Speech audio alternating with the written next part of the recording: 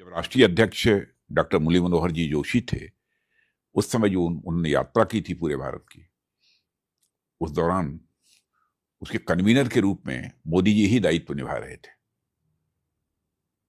उस समय उनसे हमारी भेंट झांसी में हुई थी और झांसी में जोशी जी के बोलने के पहले उन्होंने 1-2 मिनट 4 मिनट तक अपने भी विचार व्यक्त किए थे और मैंने देखा कि उनको विषय को प्रस्तुत करना और उनकी बोलने की शैली, ये सब बहुत ही प्रभावी थी। ऐसा मैंने अनुभव किया। तो मुझे लगा कि जो बीजेपी की लीडरशिप है उसमें कोई एक फ्यूचर है तो मोदी जी हैं। मेरे मन के अंदर उसमें भाव पैदा हुआ। 2006 से जनवरी से ही मैं राष्ट्रीय अध्यक्ष रहा, तो उस समय तो हमारी भेंट मुलाकात बराबर होती रही है और मैंने उस समय भी राष्ट्रीय कार्यकारिणी के में भी देखा कि उनके सुझाव बहुत ही उपयोगी हुआ करते थे, बहुत ही सटीक और सांगठनिक दृष्टि से भी जो कि प्रासंगिक कहे जाएं, ऐसे सुझाव उनके हुआ करते थे। पर्सनल डिसिप्लिन का जहां तक सवाल है, इलेक्शन कैंपेन समाप्त हुआ, समाप्त होने के बाद फिर वो आए हमारे यहाँ, मैं सोखा रोड पर रहता था रेजिडेंस पर, अध्यक्ष जी आपको अपना रिपोर्ट कार्ड देने आया हूँ, मैंने अपना कैंपेन का काम पूरा कर दिया जो दायित्व आपने दिया था।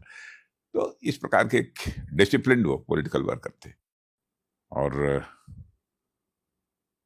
अपनी टीम के साथ बराबर जो है जॉली मूड में रहते हैं। कभी कोई बाहर देखे लोगों को लगता होगा कि इतना वर्कलोड है, ये है, बड़े वो तनाव में रहते होंगे, ऐसा नहीं। मोदी जी को इस रूप में मैंने नहीं देखा। एक से एक किस्से और कहानियां आज भी सुनाते हैं, बहुत ही आनंद की अनुभूति होती है उस समय संगठन के काम करने में भी। मैंने जब वो प्रधानमंत्री नहीं बने थे, जब वो प्राइम मिनिस्टर वो इलेक्शन कैंपेन कमेटी के चेयरमैन जब घोषित हुए थे उस समय भी, और फिर बाद में प्राइम मिनिस्टर कैंडिडेट घोषित हो जाने के बाद लगभग देश के 17-18 राज्यों में हमारा उनका साथी दौरा हुआ था। तो उस समय भी इलेक्शन कैंपेन को कैसे आगे बढ़ाना, क्या करना, इसमें तरह तरह के सुझाव दिया करते थे जो कि वास्तव में कैंपेन को प्रभावी और सफल बनाने की दृष्टि से बहुत ही उपयोगी थे। जब मुझे बाद में मालूम हुआ कि उन्होंने कई विदेश यात्राएं पहले ही कर ली हैं, मैंने मुख्यमंत्री वगैरह बनने के पहले ही जब संगठन की जिम्मेदारी निभा रहे थे उस समय भी मैंने समाज को समझने की, केवल अपने देश समाज के को समझने की नहीं, बल्कि पूरा विश्व को समझने की एक उनके मन के अंदर हैंकरिंग जिसे कहते हैं, ललक, मुझे लगता है कि बचपन से ही रही है उनके अंदर। फिर दुनिया के कई देशों का बहुत पहले ही उन्होंने दौरा किया है एक सामान्य व्यक्ति के रूप में,